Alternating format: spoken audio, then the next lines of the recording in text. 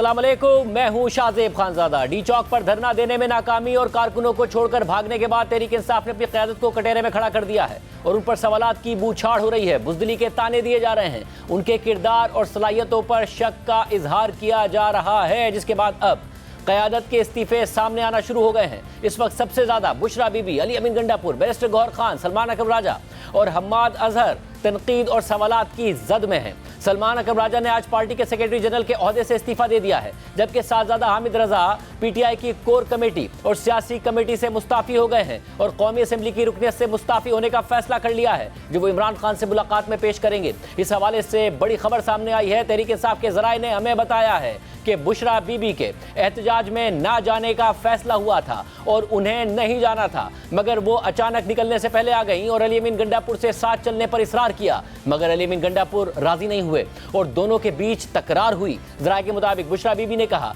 कि अगर आप मुझे नहीं लेकर जाएंगे तो मैं पैदल निकल जाऊंगी। 26 नवंबर चुंगी पर काफिला रुका तो वहां बुशरा बीबी और अली अमीन गंडापुर में फिर तकरार हुई और बुशरा बीबी ने अली अमीन गंडापुर से कहा कि फौरन आगे चलें वरना मैं चली जाऊंगी, और वो फिर निकल गई। ज़राए के मुताबिक ये भी फैसला हुआ कि कुलसूम अस्पताल पर काफिला रुकेगा और वहां से आके डी चौक पर नहीं जाएंगे, क्योंकि इस बात का अंदेशा था कि हुकूमत ऑपरेशन करेगी, मगर वहां भी बुशरा बीबी नहीं मानी और जब ऑपरेशन हुआ तो हुकूमत नहीं बुशरा बीबी और अली अमीन गंडापुर को निकलने का रास्ता दिया। ये हमें तहरीक इंसाफ के अंदरूनी ज़राए बता रहे हैं और फिर वो दोनों वहां से निकलने में कामयाब हुए। पीटीआई के ज़राए के मुताबिक फिर खैबर पख्तूनख्वा में सियासी कमेटी का इजलास हुआ तो उसमें बुशरा बीबी ने बहुत सख्त ज़बान इस्तेमाल की, सियासी क़यादत को बेइज्जत किया। उन्होंने कहा, पंजाब के लीडर्स के हवाले से कहा कि तुम बेगैरत हो, बुज़दिल हो, गिद्ध हो कि तुम एहतजाज में नहीं पहुंच सके। ये अल्फाज बुशरा बीबी ने बार बार दोहराए। फिर सलमान अकरम राजा ने कहा कि मैं इमरान खान के ख़ानदान वालों को जवाब दे नहीं हूँ और सिर्फ इमरान खान को जवाब दे हूँ, मैं सियासत में अपनी बेइज्जती कराने नहीं आया। फिर दोस्त शमीम नकवी ने भी बुशरा बीबी की तरफ से ऐसे अल्फाज के इस्तेमाल पर एहतजाज किया।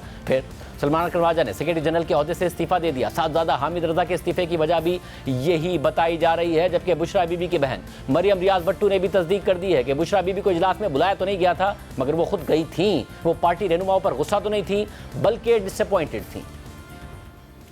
कल भी बात हुई थी ब्रीफली शाम को, बाद मेरी उनसे रात को ब्रीफली 2-3 मिनट की बात हुई थी, लेकिन आज भी मेरी उनसे बात हुई। न्यू फॉर अ फैक्ट कि वो वहाँ से अपनी मर्जी से नहीं गई, तो मुझे कोई शक नहीं था। उनको निकालना वहाँ से, मैंने आपको वही कहा कि उनको निकालना वहाँ से जरूरी होगा, जो पार्टी ने समझा, लेकिन वो अपनी मर्जी से नहीं गई। आज भी उन्होंने एक मीटिंग कॉल की है पेशावर में, तो she is happily there now. Happily की बात नहीं है, she wasn't happy leaving. Press conference कल उन्होंने कॉल की उनके नाम पे, जब मेरी उनसे बात हुई उस वक्त तक भी लेट आफ्टरनून थी, उनको उस प्रेस कॉन्फ्रेंस के बारे में कुछ पता ही नहीं था, ना उन्होंने एग्री किया था, ना उनको बताया गया था। जो शाम को मेरी बात हुई उनसे वो भी ब्रीफली, और उनको उस वक्त भी उनका फोन अपना नहीं चल रहा था। मेरी कल भी उनसे बात हुई तो उन्होंने कहा कि मेरे पास फोन नहीं है। शाम को भी बात हुई, उन्होंने कहा मेरे पास फोन नहीं है। पॉलिटिकल कमेटी में वो आई है, वो अली अमीन साहब की जो मीटिंग हो रही थी और वो पीछे से जहाँ पर भी वो सीनेटी में थी, उनको आवाज, उनको कोई ऐसी इन्विटेशन नहीं थी पॉलिटिकल कमेटी मीटिंग की, और वो गुस्से में नहीं थी, वो डिसअपॉइंटमेंट में थी। वो उनसे पूछ रही थी कि आप लोग कहाँ थे जब आपके लीडर ने, इमरान खान ने आप लोगों को कॉल की थी, और अगर लेट्स से कि मेरे पे फायरिंग हो रही है, मुझे ये लोग निकाल के जबरदस्ती लेके जा रहे हैं, आप लोग बाकी कहाँ थे, आपने मुझे अकेले क्यों छोड़ा, आप लोग डी चौक तक क्यों नहीं पहुंचे। वो इस्तीफों का जो भी रीजन है, मैंने कल भी जो पॉलिटिकल कमेटी में मीटिंग हुई उसमें ये भी डिस्कस हुआ कि बैरिस्टर साहब ने झूठ बोला था कि खान साहब एग्रीड ऑन संजानी, और ये कल पॉलिटिकल कमेटी में बड़ा क्लियर हो गया, क्योंकि पहले पॉलिटिकल कमेटी को ये था कि जी बुशरा बीबी ने खुद फैसला किया। नहीं, date was given by Aleema आपा थ्रू खान साहब, थ्रू अलीमा आपा, नॉट बुशरा बीबी। जो संजानी का फैसला है वो क्योंकि खान साहब ने इनको कहा था कि आपने डी चौक में जाना है, और ये बार बार जो बैरिस्टर सैफ और बैरिस्टर गौहर जाके खान साहब पे इम्पोज कर रहे थे, खान साहब डिडंट एग्री, उनका वीडियो बनाने है, there is no video from Khan साहब। तो ये भी उसका भी जो ब्लेम है खामखा में जो है बुशरा इमरान पे डाल रहे हैं। बुशरा बीबी की बहन भी इस बात की तस्दीक कर रही हैं कि बुशरा बीबी गई इजलास में। इस हवाले से पीटीआई के ज़राए बता रहे हैं कि उन्होंने क्या क्या बातें की और उसके बाद सलमान अकरम राजा का इस्तीफ़ा सामने आया। इसके अलावा जो अहम बात है वो ये सामने आ रही है कि उन्होंने कल इल्ज़ाम लगाया था बुशरा बीबी की बहन ने कि आपसे बेजा में रखा गया और उनकी मर्ज़ी के बरक्स एहतजाज से ले जाया गया। एहतजाज में मौजूद थे शेर अफजल मरवत साहब। उस वक्त क्या हो रहा था, क्योंकि कुलसूम हॉस्पिटल पर पहुँच कर उन्होंने तकरीर भी की थी, तो आई विटनेस अकाउंट उनसे जानते हैं। शेर अफजल मरवत साहब, बहुत शुक्रिया हमें शो में ज्वाइन करने के लिए। मरवत साहब, ज़ाहिर बहुत सारी इतलात आ रही हैं एक ऐसे वक्त में जब पार्टी को एक सेटबैक हुआ है, पार्टी मुत्तहिद होती, मगर पार्टी के अंदर से इस्तीफे सामने आना और बहुत सारी ऐसी इतलात सामने आ रही हैं। सबसे पहले, क्या ये सच है کہ بشرا بی بی آگے بڑھی، پارٹی کی قیادت نہیں تھی آگے جانے کو تیار، انہیں اندیشہ تھا کہ حکومت آپریشن کرے گی اور بھگتنا پڑ جائے گا، اس لیے مذاکرات ساتھ ساتھ چل رہے تھے، بشرا بی بی نے نہیں مانی، کیا ہوا اس دن؟ شکریہ شاذب،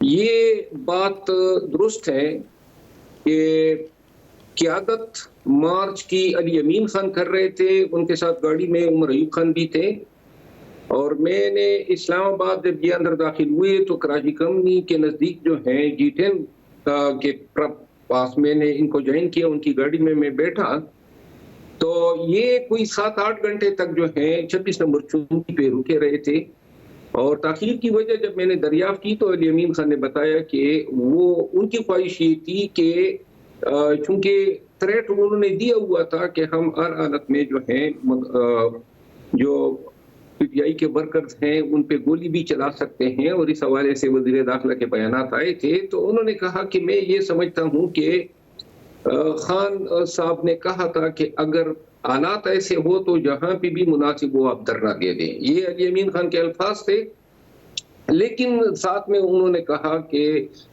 میں مجبور ہوں پارٹی کے اور بالخصوص خان کے احکامات چونکہ ڈی چوک کے حوالے سے ہیں، اس اسنا میں انہوں نے پھر مشاورت کی، اور پھر ہم نے مشاورت کر کے یہ طے پایا کہ ہم نے کسی صورت میں ڈی چوک نہیں بڑھنا ہے، بلکہ چائنا جو سینٹر کہتے ہیں یا چائنا چوک کہتے ہیں، جو کلثوم اسپتال کے عین بالمقابل پی ایس او پمپ کو، اس پوائنٹ سے آگے ورکرز کو نہیں بڑھنے دینا ہے، تو مجھے کہا کہ آپ کسی اور سواری میں جو تیز چل سکے، کیونکہ کافی جلوس ہم سے آگے بھی تھا پیچھے بھی تھا، بہت بڑی ریلی تھی کوئی 7-8 کلومیٹر، تو انہوں نے کہا آپ پہلے پہنچ جائیں، تو میں پھر اس طرح سواریاں چینج کرتے ہوئے جلوس کے بالکل ہیڈ پہ پہنچا، اور وہاں کچھ MPs میرے ساتھ تھے، ویڈیوز موجود ہیں، وہاں میں نے ورکرز کو جمع کیا اور ہم نے ان کو بتایا کہ یہ فیصلہ ہو چکا ہے کہ ہم نے اس مقام سے قطعاً آگے نہیں بڑھنا ہے، تو وہاں پہ مجھے پھر آگاہ کیا گیا کہ کچھ ورکر جو ہیں پہلے سے ہی ڈی چوک کی طرف جا چکے ہیں، جس کے حوالے سے میں نے کہا کہ ان کو بھی بلا لیا جائے، کیونکہ ہدایات میرے فرائض یہاں تک تھے کہ ان لوگوں کو روکنا ہے، اور میں نے مقدور کوشش کی، اور اس دوران جو ہیں ہمارے ایک دو ورکرز ہمارے جو ہیں سینٹورس کے نزدیک پل پہ شہید ہو گئے، ان پہ جو ہے فائرنگ کی گئی، جس کی وجہ سے جو ہے قافلہ رک گیا تھا، اور کوئی 2-2.5 گھنٹے کی تاخیر کے بعد علی امین خان اور بشرا بی بی کا قافلہ پہنچا، جس کے بعد علی امین خان اسی مقام پہ کھڑے ہو گئے، اور انہوں نے ورکرز کو کہا کہ ڈی چوک آپ لوگوں نے نہیں جانا ہے، کیونکہ حکومت کی طرف سے تخریب کاری کا اندیشہ ہے، جس کے بعد جو ہے رات کو 9 بجے فائرنگ ہوئی، اور پہلی فائرنگ جو ہوئی وہ علی امین خان کی 3 گاڑیاں تھیں، ان کو ٹارگٹ کیا گیا، گاڑیوں پہ گولیوں کے نشان ہیں، جس کے بعد ایک گاڑی جو جس میں بشرا بی بی سفر کر رہی تھی، شاید اس کا ٹائر ہٹ ہوا تھا، جس کے بعد ان کو دوسری گاڑی میں شفٹ کیا گیا، اور پھر مسئلہ یہاں پہ یہ آ گیا تھا کہ گولیوں کی بوچھاڑ اور بالخصوص جو آنسو گیس کے شیل تھے انہوں نے اس قافلے کو ٹارگٹ کیا رکھا۔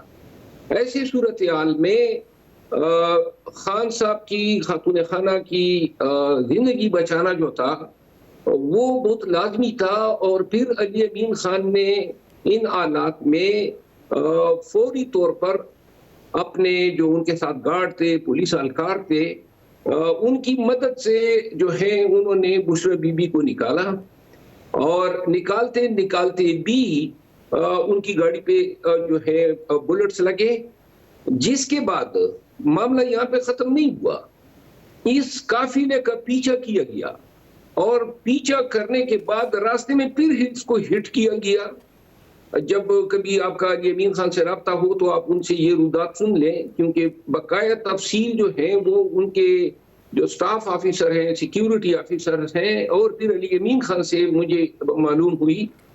مگر کیا یہ حکومت نے فیسیلیٹیٹ کیا اس وقت نکلنے میں کہ جی آپ کو راستہ دیتے ہیں، آپ کہہ رہے ہیں حکومت اس وقت بھی تیار نہیں تھی ان کو راستہ دینے کے لیے؟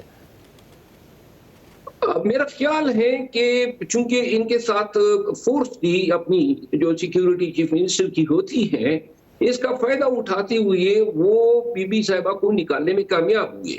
ایک بات اور جو انتہائی شاکنگ ہے کہ راستے میں جو ہے ناکہ کر کے ان کے قافلے کو روک کر پھر اغوا کرنے کی کوشش کی گئی، جس پر انہوں نے گنے تھام لی تھی اور بڑی مشکل سے بچا کے یہ مانسہرہ پہنچے۔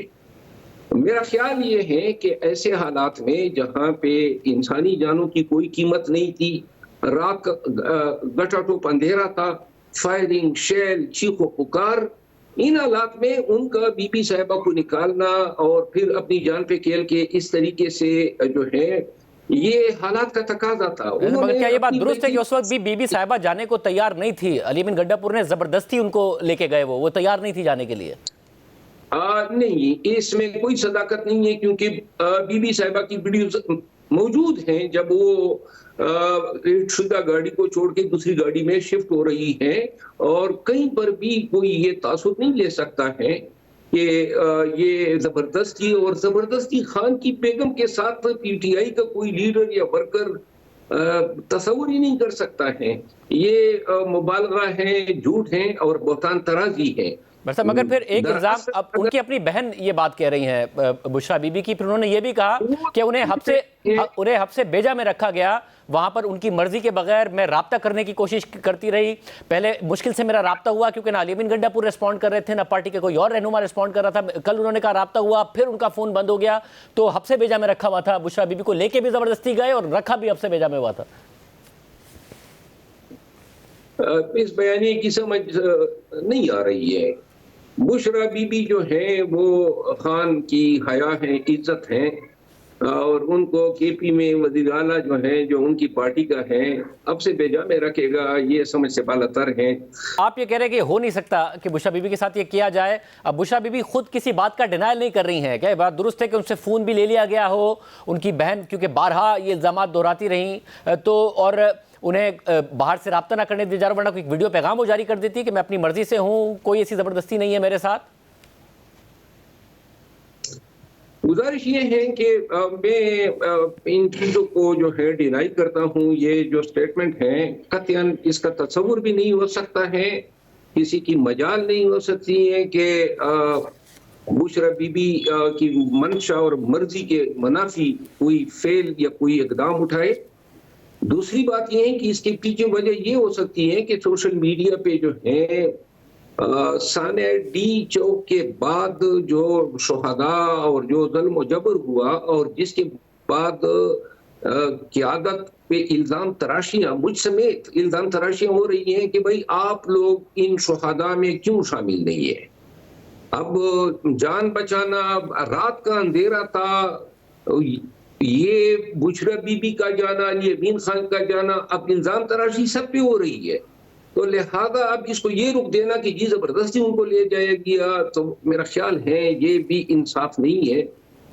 کوئی زبردستی نہیں تھی، لیکن یہ ہے کہ جان بچانا یہ ہر ایک مسلمان پہ ایک ڈیوٹی ہے جو شریعت عائد کرتی ہے۔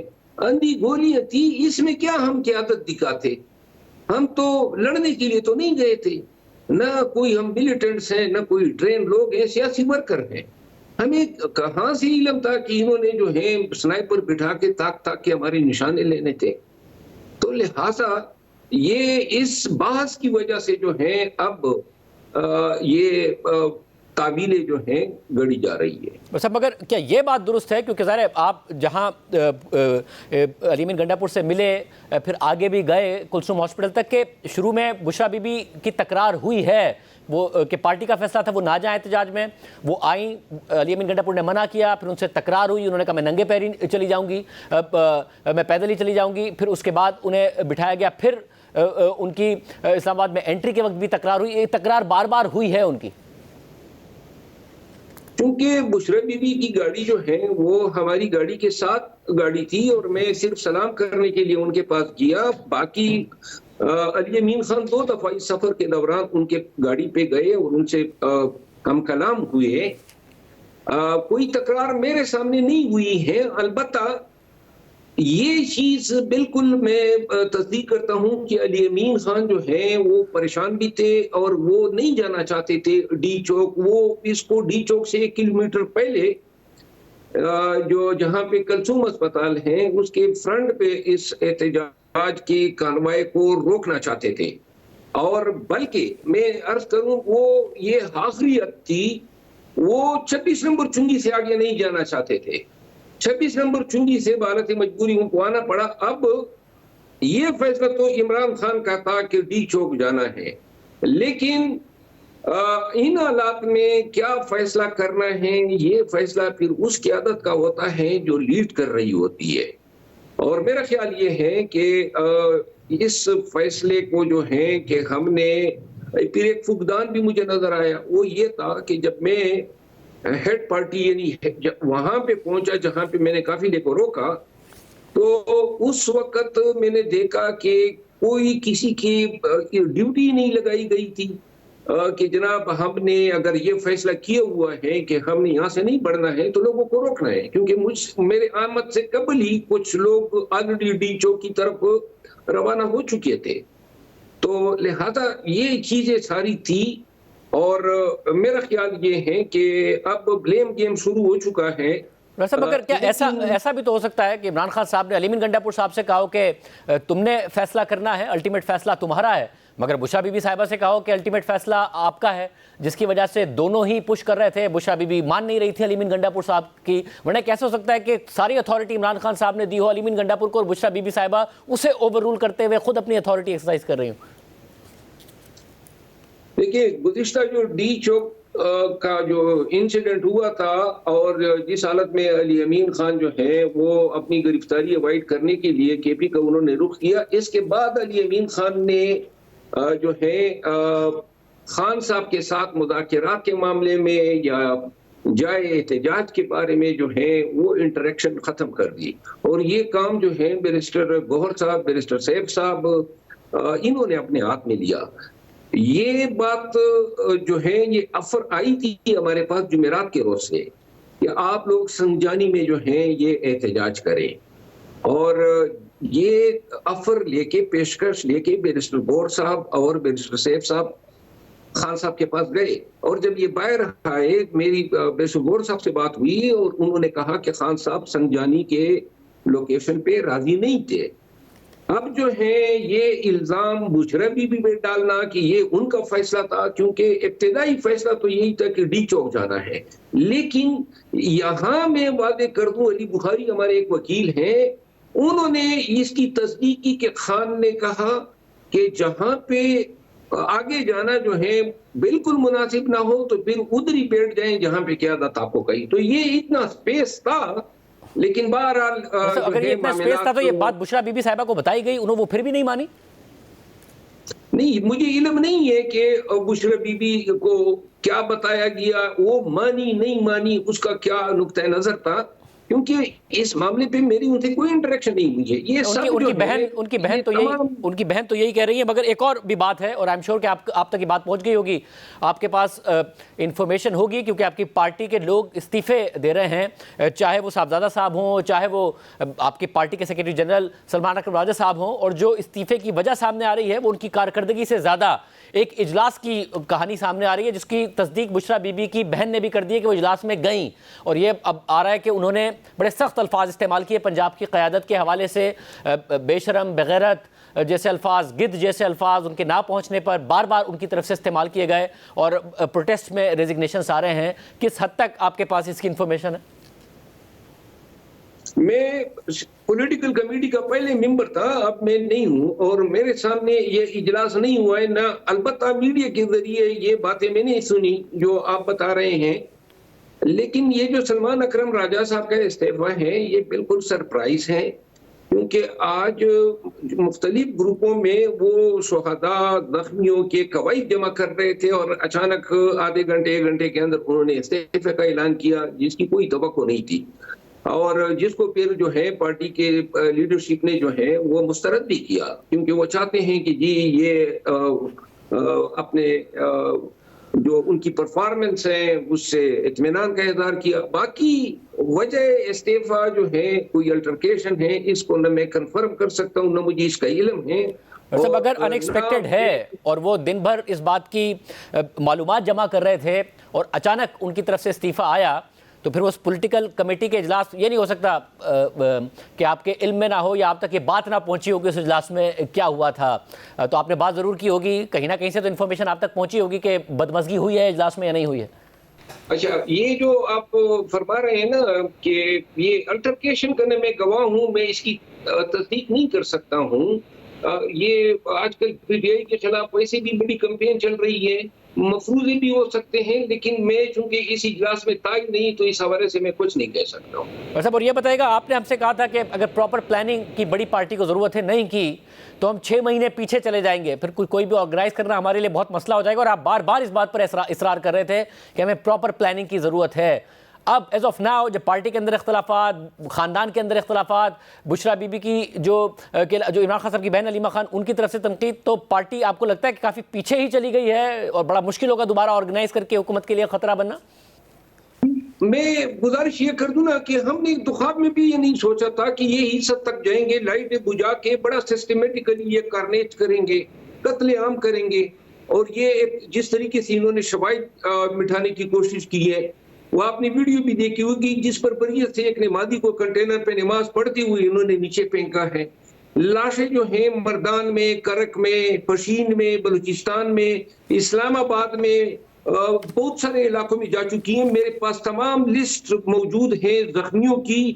فائنل لسٹ آپ کے پاس کتنی ہے؟ کیونکہ ہوا یہ کہ پارٹی کی طرف سے پہلے میں صاحب جاننا چاہ رہا ہوں فائنل لسٹ, کیونکہ پارٹی کی طرف سے پہلے 8 کہا گیا, پھر سلمان خان صاحب نے 20 کہا, پھر آپ نے پہلے 12 کہا, پھر 50 کہہ دیا, شیخ وقاص اکرم صاحب نے سینکڑوں کہہ دیا, لطیف کھوسہ صاحب نے 278 کہہ دیا. ایگزیکٹلی اب کتنے لوگ ہیں جن کا پارٹی کہہ سکتی ہے کہ جی یہ ہیں جو ہمارے لوگ مارے گئے ہیں اس احتجاج میں؟ فیصل امین خان گنڈپور کو یہ ٹاسک دیا گیا ہے کہ وہ تمام گواہی جو ہیں زخمیوں اور شہداء کے کلیکٹ کریں, اور ابھی تک 350 سے زیادہ ہمارے ورکر جو ہیں وہ غائب ہیں, مرے ہیں, زندہ ہیں, کہاں ہیں, کوئی رابطہ نہیں ہو رہا ہے. اور اس کے علاوہ ان کے جنازوں کی, ان کے میڈیکل رپورٹ, یہ سب ہم جمع کر رہے ہیں اور اس میں ٹائم لگے گا. حتمی لسٹ کتنے لوگ شہید ہو چکے ہیں یہ تب پتہ چلے گا جب آخری گمشدہ آدمی کا پتہ چل جائے. صاحب اور ایک اور بات, علیمہ خان صاحبہ نے الزام لگایا شام کے وقت کا, ایک تو رات میں ہوا جو ہوا, انہوں نے شام کے وقت کا الزام لگایا کہ اچانک کنٹینر کی لائٹیں بند ہونا اور وہاں سے اناؤنسمنٹ آنا, ورکرز میں پھر کنفیوژن پھیل گئی, کچھ بتایا نہیں جا رہا تھا کیا ہوگا. یہ کیا ہوا تھا کہ اچانک کنٹینر سے کچھ بھی گائیڈنس آنا بند ہو گئی تھی, کس کا فیصلہ تھا؟ کنٹینر جو ہیں ان کو گھیرے میں لیا اور کنٹینروں کو جلایا گیا, ان کی بجلی کاٹی گئی, اس میں ان کے شارٹ سرکٹ کرایا گیا. صاحب یہ تو رات کو ہوا, وہ شام کی بات کر رہے ہیں کہ شام سے یہ کنفیوژن پھیلنا شروع ہوگی, تو انہوں نے شام کے حوالے سے ٹویٹ کیا. شام کو شارٹ سرکٹ کرایا گیا اور وہ جو کنٹینر تھا اس کی لائٹ, ان کے ساتھ کوئی ایسے ٹیکنیکل لوگ نہیں تھے کہ وہ اتنا لاس جو ہو گیا تھا کہ اس کو ریپیئر کر دیتے, تو لہذا یہ کوئی ان کا اپنا فیصلہ نہیں تھا, یہ ان کا فیصلہ تھا. یہ کارستانی تھی جنہوں نے یہ کارنیج کرایا, یہ قتل عام کرایا. بہت ہی آلات ایسے تھے, شام سے ہمیں علم ہو گیا تھا کہ عمارتوں پہ لوگ بیٹھ گئے ہیں, اور بہت ساری سرکاری گاڑیاں جو کہ پہلے جا چکی تھی, بالکل وینیو خالی کیا ہوا تھا, انہوں نے پیرالل دونوں سائیڈوں پہ, ایک سائیڈ پہ فضلک روڈ آتا ہے, ایک سائیڈ پہ سروس روڈ آتا ہے, وہاں پہ انہوں نے جناب گاڑیوں میں بیٹھ کے بالکل گھیراؤ کر لیا تھا. تقریباً اس کارروائی میں 3 سے 4 ہزار. اگر شام سے آپ کو یہ علم تھا تو پھر کارکنوں کو کیوں نہیں بتایا؟ پھر تو کارکنوں کو یہ بات بتائی جانی چاہیے تھی کہ آپ کو لگ رہا ہے کہ یہ ہونے جا رہا ہے. نہیں, زیادہ سے زیادہ ہم تو گرفتاری کا یہ کر سکتے تھے نا کہ ہمیں گرفتار کریں گے, ہمیں یہ علم تو نہیں چاہیے ہمیں گولیاں ماریں گے. بہت شکریہ, ہمارے ساتھ برور صاحب موجود تھے. حکومت سے اس حوالے سے ہم جواب معلوم کریں گے کہ کیا ہوا ہے اور حکومت کیوں اس حوالے سے ڈیٹیلز نہیں بتا رہی ہے, جیسا کہ تحریک انصاف الزام لگا رہی ہے. ایک بریک کے بعد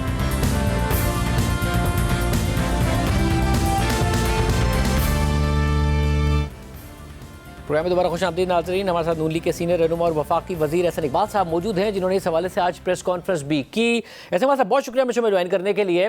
تحریک انصاف کے اندر جو ظاہر اختلافات ہو رہے ہیں وہ اپنی جگہ پر ہیں, مگر وہ بار بار یہ سوال کر رہے ہیں کہ جی ہم کارکنوں کو کوئی گولیوں کا سامنا کرنے کے لیے نہیں لے کے گئے تھے, ہم ریاست سے یہ ایکسپیکٹ ہی نہیں کرتے تھے کہ ریاست یہ کچھ ہمارے ساتھ کرے گی. 8 لوگوں کی وہ تصدیق کر رہے ہیں, ظاہر بڑے بڑے دعوے ضرور کر دیے گئے کچھ رہنماؤں کی طرف سے, بٹ 8 لوگوں کے نام کے ساتھ وہ تصدیق کر رہے ہیں کہ وہ مارے گئے ہیں. وہ کہتے ہیں اس لیے ہوا کہ ہمیں بھاگنا پڑا وہاں سے کیونکہ ہم ریاست سے یہ توقع نہیں کر رہے تھے. نہیں دیکھیے, آن دا کانٹرری اگر آپ دیکھیں پی ٹی آئی والوں نے ریاست کے اہلکاروں کو, جس میں سیکیورٹی کے پرسنل ہیں, 4 رینجرز کے اہلکار ہیں, 2 پولیس مین ہیں جن کی ہلاکتیں ان کی فائرنگ سے ہوئی یا ان کی تشدد سے ہوئیں, اور اسی طرح تقریباً پنجاب پولیس اور اسلام آباد پولیس کے سینکڑوں پولیس مین ہیں جو انجرڈ ہیں بری طرح, جن کو ہاسپٹل میں علاج ہو رہا ہے, اور ان کے لیے انہوں نے تشدد اپنایا. ان کے پاس اسلحہ تھا, ان کے پاس غلیلیں تھیں بڑی مہلک قسم کی, اور انہوں نے آنسو گیس کے شیل پولیس کے اوپر چلائے جو کہ پرائیویٹ سٹیزنز تو کم از کم یہ کام نہیں کر سکتے. تو یہ پورے پرتشدد طریقے سے مسلح ہو کر وہاں پر آئے تھے, جنہوں نے پورے راستے میں پولیس کو نشانہ بنایا, ان پر فائرنگ بھی کی, ان پر وائلنس بھی کیا. ریاست نے تو بہت تحمل کا مظاہرہ کیا. اور اب آپ دیکھیں کہ جو ہلاکتوں کا معاملہ ہے, ابھی تک کوئی ہمیں یہ نہیں پتا, کوئی کہتا ہے 2 ہیں, کوئی کہتا ہے 8 ہیں, کوئی کہتا ہے 40 ہیں, کوئی کہتا ہے 200 ہیں, کوئی کہتا ہے 300 ہے. یہ سارا جو عمل ہے یہ اس امبیرسمنٹ سے بچنے کے لیے ہے. یہ ایک سپن دینا چاہتے ہیں اپنی اس ریٹریٹ کو, اپنی اس امبیرسمنٹ کو, جس کے ان کو عزیمت وہاں پہ اٹھانی پڑی, وہاں سے لیڈر بھاگ گئے اور مگر یہ الزام لگا رہے ہیں پارٹی کرم پہ چھوڑ گئے. پارٹی اس وقت خود بہت زیادہ مسائل کا شکار ہو گئی ہے, بجائے اس کے کہ وہ کارکنوں کے حوالے سے کوئی بات کرے, فہرست فوری طور پر اوتھینٹک سامنے لاتی. بٹ انٹرنیشنل میڈیا تو رپورٹ کر رہا ہے نا, اور ظاہر الزام بھی لگایا جا رہا ہے کہ جو اسپتال ہیں ان کو ڈیٹا ریلیز کرنے سے روکا جا رہا ہے. اب بی بی سی نے بتایا کہ 45 سے 55 کے درمیان ایسے لوگ لائے گئے جنہیں گولیاں لگی تھی. یہ پولی کلینک اسپتال کے ڈاکٹرز کے حوالے سے انہوں نے دعویٰ کیا.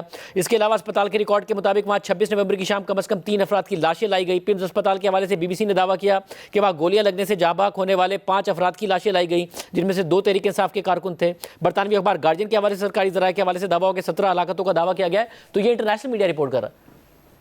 دیکھیے, یہ جو رپورٹرز ہیں یہ آپ کو پتہ ہے کہ ڈاکٹرز کے اندر بھی پولیٹیکل افیلیشن والے لوگ ہیں. جہاں تک میرے علم میں ہے, دونوں ہسپتالوں کی انتظامیہ نے ہینڈ آؤٹ جاری کیا ہے کہ ان کے پاس کوئی ایسی لاشیں نہیں ہیں کہ جو بلٹ انجریز کے ساتھ وہاں پر ان کی کسٹڈی میں ہوں. اور اس کا بہت آسان طریقہ ہے کہ جو لوگ جن کی اموات ہوئی ہیں ان کے پرٹیکولرز معلوم کیے جا سکتے ہیں. لیکن جیسے میں نے کہا کہ یہ سارا کہانی جو بنائی گئی ہے کہ جی 200 بندہ مر گیا, 300 بندہ مر گیا, یہ تو وہاں پہ کوئی جلیاں والا باغ کا ایک سین بنا کر پیش کر رہے ہیں کہ جیسے پتہ نہیں کتنا وہاں پہ خون کی ہولی کھیلی گئی. اگر آپ سوشل میڈیا پہ جائیں تو لال سیاہی پھینک کے پورا بلو ایریا کا علاقہ انہوں نے لہو لہان کر دیا ہے. یہ جو افسانہ گیری ہے یہ تو پی ٹی آئی پہ ختم ہے نا, اس کے تو وہ چیمپئن ہے. حقیقت میں کچھ وہ جھوٹ کو یہ سچ بنا کے سوشل میڈیا پہ ڈراموں کی طرح پیش کرتے ہیں, اپنے لوگوں کے آنسو نکلواتے ہیں, کبھی انہیں ہنساتے ہیں.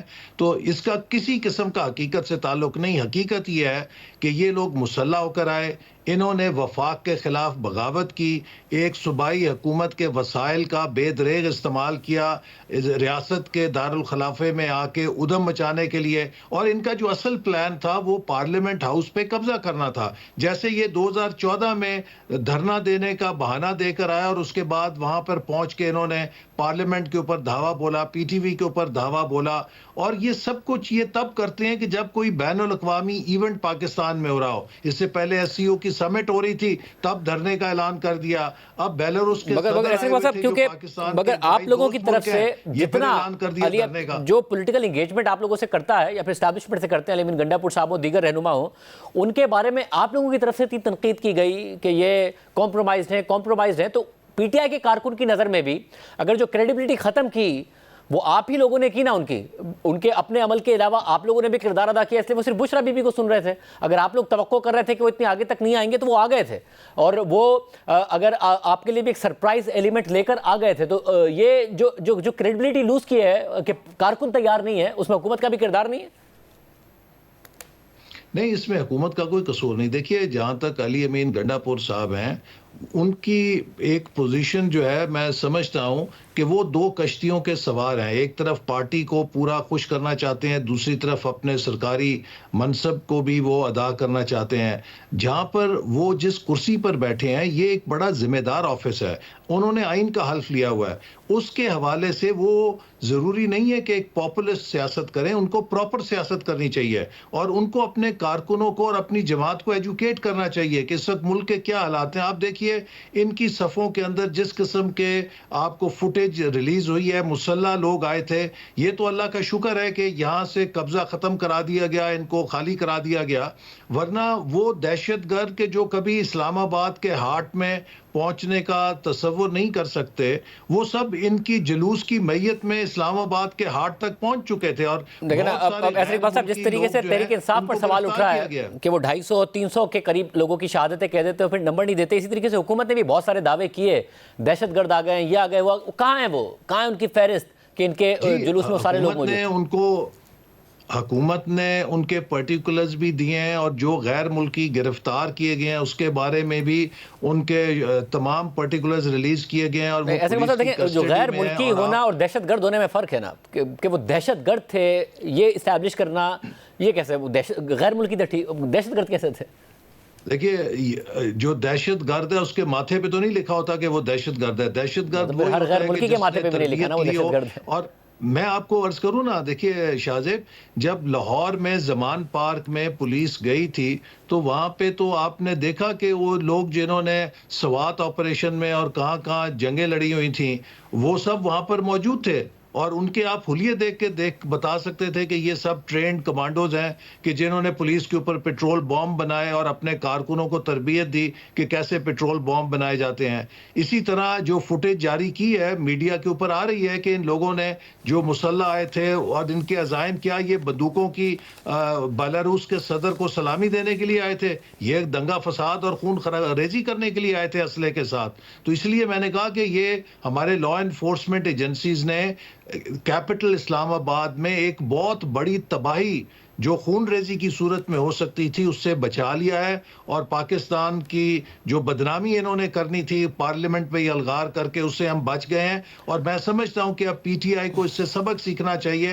2014 سے یہ دھرنوں کی سیاست میں شروع ہوئے ہیں، یہ تو 2014 سے ہو رہا ہے دھرنا، کبھی تیسرا دھرنا، یہ شاید 5واں یا 6واں دھرنا تھا. اب دھرنوں کی سیاست کا وقت ختم ہو گیا ہے. مگر اس کا پھر حل کیا ہے؟ اس کی سیاست کرنی چاہیے. مگر اس کا حل کیا ہے؟ آپ کو بھی پتا ہے، اب چاہے حکومت ہو یا ریاست ہو، وہ ایک ایسے سائیکل میں پھنس گئے ہیں کہ عمران خان صاحب جب کال دیں گے یہ لوگ دوبارہ آ جائیں گے. اگر آپ عمران خان صاحب کو چھوڑیں گے تو عمران خان صاحب خود ان کو لے کر آ جائیں گے. تو آپ اس کا حل کیا ہے؟ کیا سولوشن ہے اس پرابلم کا؟ عمران خان صاحب ایک اور کال دیکھ کے شوق پورا کر لیں. اگر ان کا بھی شوق پورا نہیں ہوا، دیکھیے لوگ اب اس سیاست سے تنگ آ گئے ہیں.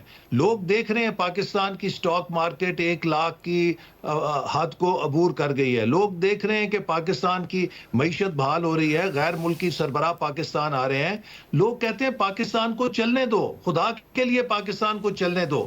اب یہ جو بھی انتشار کرے گا، جو بھی یہاں پہ فساد پھیلائے گا، لوگ اس کا ساتھ نہیں دیں گے. لوگ اس ملک کی ترقی سے دلچسپی رکھتے ہیں. ہمارے نوجوانوں کو ہم نے مستقبل دینا ہے. آج سے 23 سال بعد ہم 100 سال پورا کریں گے. ہمارا ہمسایہ ملک کہاں ہوگا، ہم کہاں ہوں گے. ہمیں 2047 کے لیے تیاری کرنی ہے، اور یہ تبھی ممکن ہے کہ اگلے 5 سالوں میں ایک مضبوط بنیاد رکھی جائے. اور ایسے صاحب اب جو ایف آئی آر مطیع اللہ جان صاحب کے حوالے سے، اس ایف آئی آر کو اگر پڑھا جائے تو وہ بالکل ایک مذاق لگتی ہے، ایف آئی آر کم لگتی ہے کہ اچانک انہیں گرفتار کیا گیا اور پھر گرفتار کرنے کے بعد ان کے اوپر منشیات ڈال دی گئی. یہ تو وہ سب کچھ ہے جو آپ بھگت چکے ہیں اور رانا ثناء اللہ صاحب بھگت چکے ہیں. رانا ثناء اللہ صاحب خود اس کو مزے کا خیز کہہ رہے ہیں کہ یہ اسی طریقے سے ایف آئی آر ڈالی جاتی ہیں. یہ کیا گیا ہے آپ کی حکومت میں؟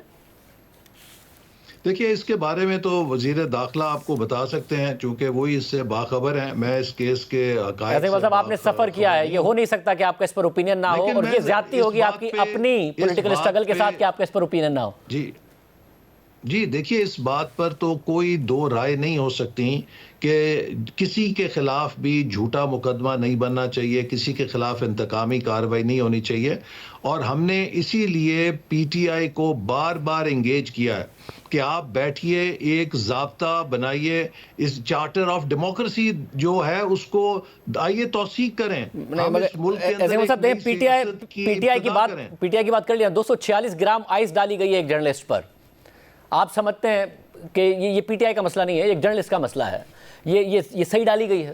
دیکھیے جو اس پہ میں نے کہا کہ وزارت داخلہ آپ کو بتا سکتی ہے یا اسلام آباد پولیس کے ترجمان اس کو صحیح یا غلط کا اوپینین تو آپ دے سکتے ہیں نا. آپ تو میں کمنٹ نہیں کر سکتا. نہیں کمنٹ کر سکتے ہیں آپ احسن اقبال صاحب، آپ اس پورے پروسیس سے گزرے ہیں، جھوٹے کیسز آپ نے بھگتے ہیں کس طریقے سے. کہ میں ضرور اس بارے میں جو حقائق ہیں ان کو جاننے کی کوشش کروں گا، اور اس بات کے لیے انہیں کہوں گا کہ اگر کوئی بھی اس میں غلط کیس ہے تو وہ نہیں ہونا چاہیے، لیکن جو اس کے میرٹس آف دا کیس ہیں اس کے بارے میں تو وزارت داخلہ ہی آپ کو جواب دے سکتی ہے. مگر مسئلہ یہ نا کہ اس کیس کے میں میرٹ کا ایم بھی نہیں ہے، ورنہ وزارت داخلہ کیا جواب دے گی اس کا. اور خود رانا ثناء اللہ صاحب نے کہا یہ مزے کا خیز اسی طریقے سے FIRs ڈالی جاتی ہے، اور میں امید کرتا ہوں کہ آپ یہ معاملہ ضرور اس حوالے سے اٹھائیں گے. پوری صحافتی تنظیمیں بھی اس حوالے سے بات کر رہی ہیں. بہت شکریہ احسن اقبال صاحب کی گفتگو آپ نے سنی. پروگرام کے آخر میں ذکر ہو جائے، منگل کو اسٹاک مارکیٹ میں تاریخی گراوٹ کے بعد آج مسلسل دوسرے دن اسٹاک مارکیٹ نے ریکارڈ بنا رہی ہے. کل اسٹاک مارکیٹ میں ایک ہی دن 4700 سے زائد پوائنٹس کا اضافہ ہوا، اور آج اسٹاک مارکیٹ کے 100 انڈیکس میں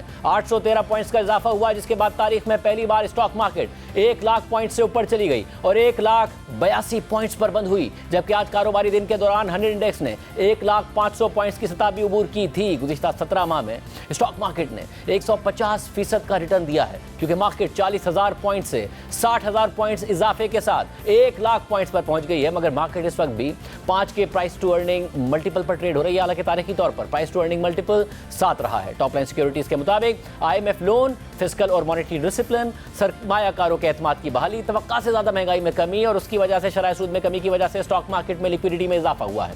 اس کے علاوہ جبکہ کل ٹریجری بلز آکشن میں شرح سود میں 61 سے 85 بیسس پوائنٹس کی کمی دیکھی گئی، اور آج 6 ماہ کا Karachi inter bank offer rate یعنی کائبور 31 ماہ کی کم ترین سطح یعنی 12.8% پر آ گیا، جبکہ ڈسکاؤنٹ ریٹ 15% پر ہے. یعنی مہنگائی میں کمی کی وجہ سے شرح سود میں مزید کمی کی توقع ہے. آج کے پروگرام میں اتنا ہی. اللہ حافظ.